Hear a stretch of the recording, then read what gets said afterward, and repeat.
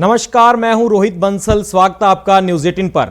आज हम बात करेंगे कृषि कानूनों के साथ जुड़े हुए मुद्दों पर। इस वक्त हमारे साथ हैं एसएस जौहल, जो अंतर्राष्ट्रीय लेवल पर अपना लोहा बनवा चुके हैं। जौहल साहब, स्वागत है न्यूज़ 18 पर। बहुत बहुत शुक्रिया। जौहल साहब, अगर पहली बात करें तो 22 जनवरी के बाद किसानों की कोई मुलाकात केंद्र के साथ नहीं हुई, तो क्या लगता है कि इस चीज़ का सलूशन क्या नज़र आता है? किसान बोल रहे हैं कि तीनों कानूनों को रिपील किया जाए, वहीं केंद्र कह रहा है कि इनमें से कोई भी संशोधन कर सकते हैं पर कानून रिपील नहीं होंगे। तो आपको क्या सलूशन नज़र आता है इसमें? देखो, बात यह है, बात अब कानूनों की नहीं है। अब जो बात है वो लॉक जैम की है कि ये कैसे अपने अपने मोर्चे लगाए बैठे हैं। ये प्रॉब्लम जो है शुरू इस तरह से हुई है कि सरकार ने इसको ऑर्डिनेंस में इशू कर दिया। ये बड़ा सीरियस मुद्दे हैं और इसको ऑर्डिनेंस नहीं आना चाहिए था, लेकिन अगर ऑर्डिनेंस कर दिया तो फिर बिल और पेश करने में और ऑर्डिनेंस में तकरीबन 6 महीने का टाइम होता है। उस वक्त को इन्होंने जो स्टेक होल्डर्स हैं उनको ऑन बोर्ड नहीं लिया। इसको पब्लिक डोमेन में डालना चाहिए था। 6 महीने जो है उसका जो इस्तेमाल डिस्कशंस में करना चाहिए था, फार्मर्स के साथ, उनकी ऑर्गेनाइजेशन के साथ, जो भी स्टेक होल्डर्स को करना चाहिए था। फिर अगर पार्लियामेंट में वो पेश करना था, जो कि उन्होंने बहुत जल्दी से कर दिया, वहाँ पर पूरी डिस्कशन होनी चाहिए थी, लेकिन वहाँ पर डिस्कशन नहीं होने दी और वहाँ पर इन्होंने क्वेश्चन आवर जो है उसको ख़त्म कर दिया, डिस्कशन नहीं होने दी। अपोजिशन ने सेलेक्ट कमेटी मांगी, वो सेलेक्ट कमेटी नहीं बनाई। मतलब मेजॉरिटी होने के वजह से उसी को मतलब धक्के से पास कर दिया। अब यही काम उन्होंने राज्यसभा में किया, फिर जल्दी से जाके प्रेसिडेंट के दस्तखत करवा लिए। ये जो गवर्नमेंट का एक्शन है वो शक के दौरे में आ गया है। इसका हम कहते हैं ट्रस्ट डेफिसिट हो गया।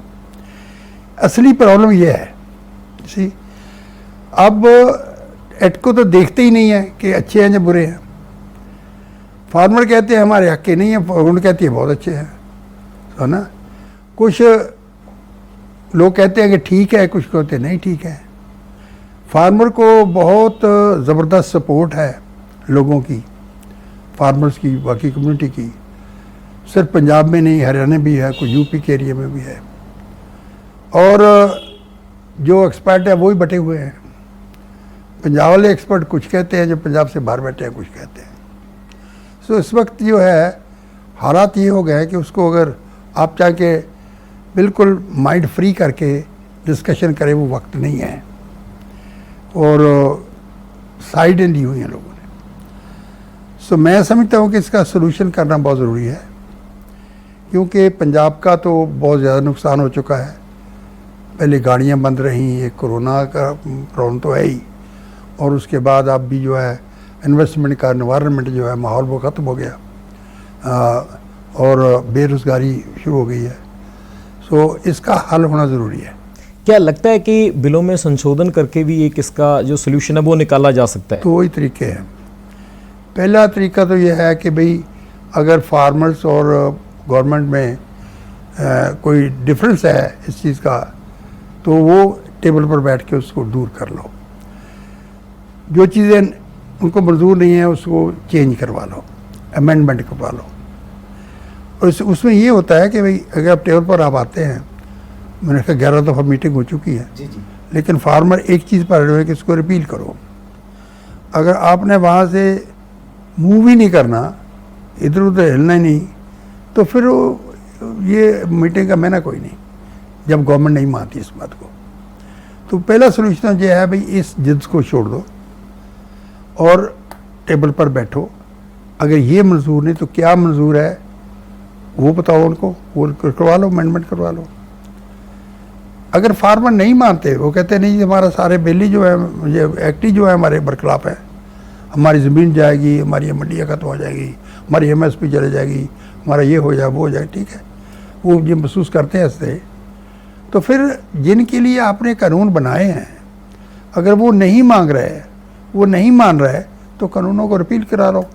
आप तो कर नहीं सकती गवर्नमेंट, गवर्नमेंट उसको पोस्टपोन कर सकती है, उसको सस्पेंड कर सकती है, उसको उसमें एक्शन ना ले, फिर भी हो सकती है, स्टील करने का काम हो हाँ, सकता है। लेकिन पेंडिंग डाल दो कहीं है। और दूसरा तो फिर ये कहे रिपील करने गवर्नमेंट आप नहीं कर सकती। एक्ट पार्लियामेंट का पास किया हुआ है तो इसको पार्लियामेंट में ले जाना पड़ेगा। गवर्नमेंट अगर ये नहीं मानते पार्लियामेंट में ले जाओ, डिस्कशन करो, पूरी 6 महीने लग जाए, साल लग जाए, क्या फ़र्क पड़ता है उसमें। लेट दी एवरीबॉडी है चांस टू स्पीक, उसके बाद जो फैसला होगा उसको लागू करो। दो मेरे दिमाग में 2 ही फैसले हैं। अगर किसानों की बात करें तो लगता है कि किसानों को भी थोड़ा पीछे हटना चाहिए और रिपील पे मान जाना चाहिए। जैसे रिपील के ऊपर फैसले हो रहे हैं कि ये संशोधन किए जाएं और पूरे संशोधन करके बिलों को उसी तरह से लागू किया जा सकता है। बात यह है, पीछे हटने का सवाल नहीं है जी, आगे बढ़ने का सवाल है जी, समझे ना। आगे बढ़ो और डिस्कशन करो और फैसला करो ताकि सारी इकॉनमी। अब देखो बड़ा दर्द होता है दिल में जब बैठे हैं, क्या हालत है बेचारों की, बैठे है ना, उनके हालात को देखो। डेमोक्रेसी है भाई, अगर वो नहीं जाते तो क्यों कर रहे हो वो बात तो ये है। फार्मर्स का की तरह कहूँगा भी आगे बढ़ो, एडजस्टमेंट करो, किसी इसका फैसला करो। जैसे किसानों को कुछ लग रहा है, किसान कह रहे हैं कि इन नए कानूनों के साथ मंडियां खत्म हो जाएंगी, हमारी ज़मीन चली जाएगी, जो हमारा कॉन्ट्रैक्ट फार्मर है वो कॉन्ट्रैक्टर अगर दौड़ जाएंगे तो हम उसका कुछ नहीं कर पाएंगे, हमको कोर्ट जाने का अधिकार नहीं दिया जा रहा। तो इन चीज़ों को आप कैसे देखते हो जो कानूनों में ये चीज़ लिखी है? बात यह है, मेरे व्यूज़ जो है वो अलग हैं। जी जी, मैं समझता हूँ कि यहाँ तक मंडियों का सवाल है, आई डोंट थिंक, मैं नहीं समझता कोई इतना कोई बेवकूफ़ आदमी होगा जो ऐसी मंडी खोल लेगा, कहीं नहीं खुलती। फार्मर्स मार्केट उठती हैं वो ऊपर जाती हैं, लेकिन ऐसी मंडी क्यों खोलेगा। 20 किस्म की चीज़ें आती हैं, 20 किस्म के व्यापारी हैं वहाँ, क्या कमीशन एजेंट नहीं होंगे क्या? वो अपने आप खुद खोल ले लेगा सब कुछ? ये नहीं हो सकता। पहले तो मंडी नहीं खुलेगी इसके बराबर की, ये खोलेगा तो मरेगा। ये तो प्राइवेट की एंट्री ऐसी होती है कि वो किसी प्रोडक्ट के लिए आते हैं, उस प्रोडक्ट को या ठेके पर ज़मीन लेके खुद प्रोड्यूस करते हैं या प्रोड्यूस करवाते हैं, उसको आगे मार्केट देखते हैं, मार्केट के मुताबिक वो उसको हैंडल करते हैं। तो लेकिन ऐसी मंडियाँ नहीं खुलती कभी भी। मैं एग्ज़ाम्पल आपको देता हूँ कि ईरान में मैंने एक कारखाना लगवाया था शुगर बीट का, सारी जिम्मेवारी इंडस्ट्री को दी, सीड उनका अपना, टेक्नोलॉजी उनकी, सबको फार्मर को दिया, कोई पैसा नहीं लिया। स्टेक होगी फाइनेंशियल, जब प्रोड्यूस वापस आई लिया तो उसके पैसे काट के फार्मर को दे दिए, दोनों की स्टेक हो गई, कोई भी नहीं लौट सकता था। इसी तरह से ऐसे पंजाब में मैंने जो क्यों ये एक्ट अच्छे है इस मामले में, पंजाब में एग्रो वालों ने किसी इंडस्ट्री से ये मक्की जो कॉर्न उसको ग्रो करने की कॉन्ट्रैक्ट कर लिया फार्मर से। उस कंपनी ने सीड के पैसे ले लिए, टेक्नोलॉजी के ले लिए, सुपरवीजन सारे पैसे ले लिए, वो मक्की ग्रो नहीं हुई, जर्मिनेट ही नहीं हुई। फार्मर कहाँ जाए? देयर इज़ नो कॉन्ट्रैक्ट, कोई बाइंडिंग नहीं है। मैं जो बार बार ये मिसालें देता हूँ और भी बहुत दे सकता हूँ। ये अपने हिशारमर में, कागड़ा में मेडिसिनल प्लांट ग्रो करा लिए, जब फसल तैयार हो गई तो कॉन्ट्रैक्टर दौड़ गया, फार्मर कहाँ जाए, कहाँ फेंकेगा वो। पेप्सी को जड़ी है अपने हजूरा प्लांट, उसको टमाटर पेस्ट बनाने के लिए उसको फार्मर ने मारा। उन्होंने बहुत मेहनत करके अच्छी वैरायटी लाए, वो 2.5 गुना प्रोड्यूस हो गई उसकी, लेकिन और वो 1 महीना अर्ली, 15 दिन अर्ली, 15 दिन लेट कर दी। अर्ली में इनका जो कॉन्ट्रैक्ट था 3 रुपये, 3.5 रुपये था, मार्केट में 12-14 रुपये रेट हो गया, फार्मर ने टमाटर नहीं दिए। जब पूरा सीजन आया तो टमाटर को रुपये में नहीं उठाता था, उनको उठाओ, लेट सीजन फिर वही आती, वो फार्मर ने फेल कर दिया। ये म्यूचुअल जो है स्टेक एक्ट इंटरमेशिंग जो होती है ना, इकोनॉमिक होनी चाहिए, वो किसी एक्ट के अंडर हो सकती है, समझे ना। तो मैं तो 40 साल से ये एक्ट मांग रहा था कि भाई कोई बाइंडिंग होनी चाहिए, लेकिन फार्मर को नहीं अच्छा लगता, क्या करें हम। हाँ, सर अगर किसानों की बात करें तो किसान कह रहे हैं कि एक तो तीनों बिलों को रिपील किया जाए, दूसरी तरफ वो एक एमएसपी की मांग कर रहे हैं कि ऑल ओवर इंडिया में हर स्टेट में हर फसल पर हमको एमएसपी मिले। तो इन दोनों डिमांडों को आप कैसे देखते हो? देखो, तो मैं खुद चेयरमैन रहा हूँ उनका, सारी फसलों की एमएसपी डिक्लेयर तो हो सकती है, लेकिन पर एमएसपी पर गवर्नमेंट खरीद नहीं कर सकती। गवर्नमेंट ट्रेडर नहीं है। एमएसपी का मतलब पहली बात तो यह है कि ये मार्केट प्राइस से ऊपर होनी चाहिए, वरना उसका मतलब कोई नहीं। आम तौर पर जो बाकी क्रॉप्स है ना, जो गवर्नमेंट नहीं खरीदी, उसकी कीमत जो एमएसपी है मार्केट से लो रखी जाती है ताकि ज़रूरत ही ना पड़े है। और दूसरी चीज़ है कि इसके पैसे प्रोक्योरमेंट होनी चाहिए, फिर उसका डिस्ट्रीब्यूशन सिस्टम होना चाहिए। 24 क्रॉप की कैसे गवर्नमेंट कर सकती है? पॉसिबल नहीं है। गवर्नमेंट को ट्रेडर थोड़ी है। दुनिया के कहीं तख्ते पर मुझे एमएसपी बता दो। फार्मर को सब्सिडी मिलती है, सपोर्ट मिलती है, अंडर इनकम सपोर्ट सिस्टम पर मिलती है। अमेरिका ले लो तो $22 बिलियन डॉलर्स की जो सपोर्ट मिलती है फार्मर को, और वो 1.5% फार्मर है। 56 बिलियन डॉलर का एग्रीकल्चर का बजट है।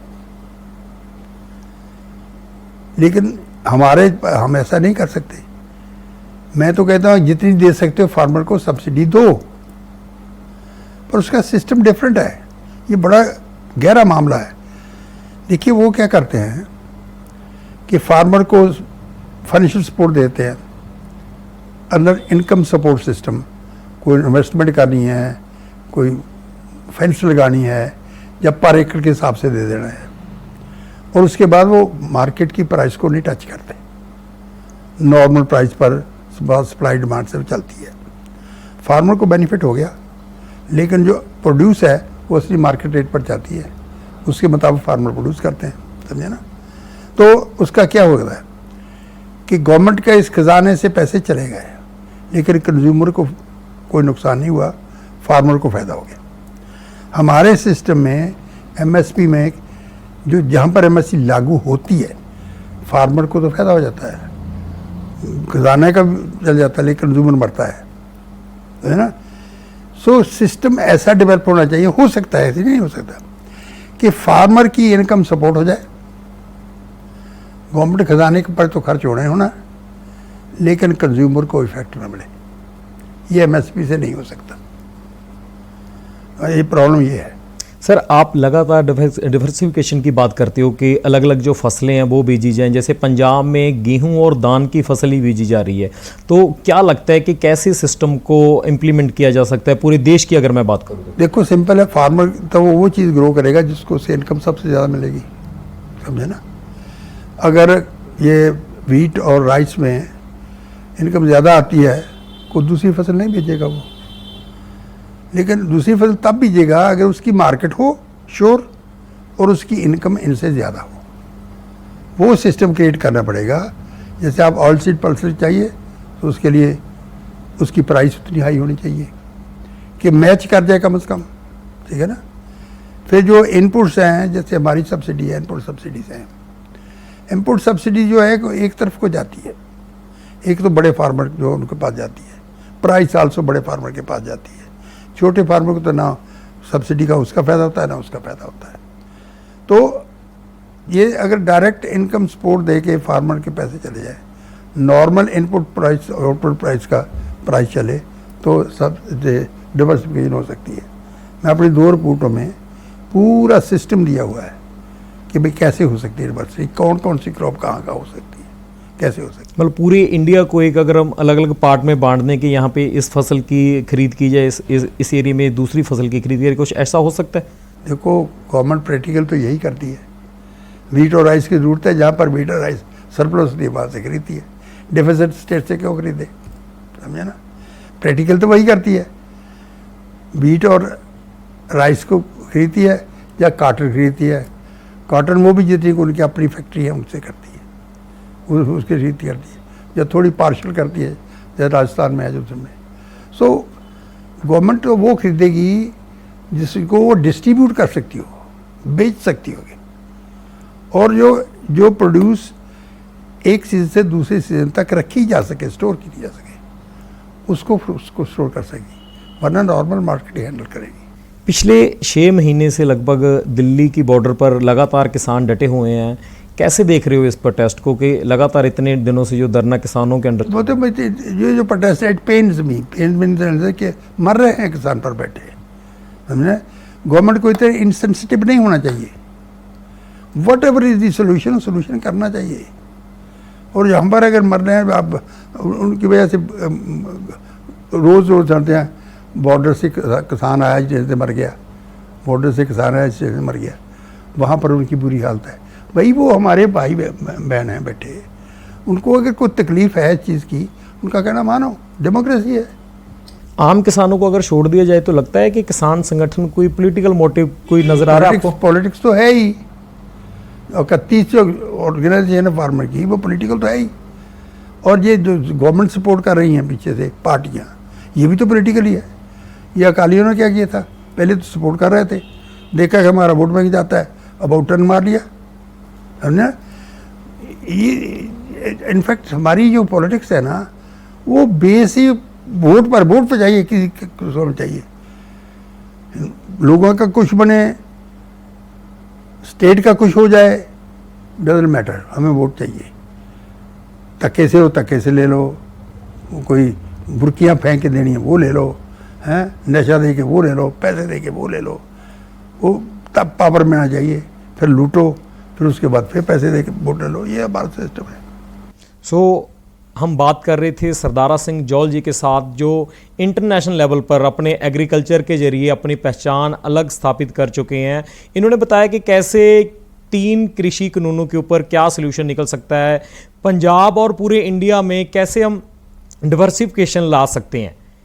कैमरामैन अजय के साथ रोहित बंसल, पक्का न्यूज़ 18, लुधियाना।